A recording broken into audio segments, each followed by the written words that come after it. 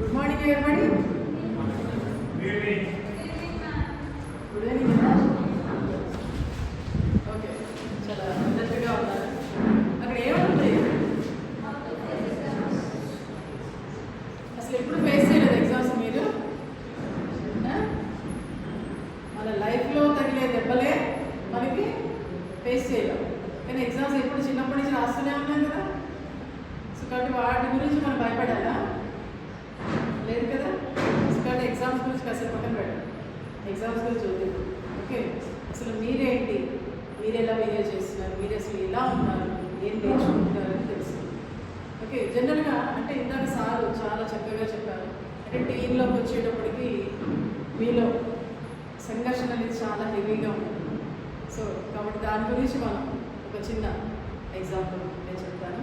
అంటే నా దగ్గరికి వచ్చిన కేసుని మీరు ఫస్ట్ ఒకసారి అబ్జర్వ్ చేయండి. ఒకసారి ఒక అమ్మాయి, చిన్న అమ్మాయిని తీసుకొచ్చారు, 5th క్లాస్ చదువుతుంది.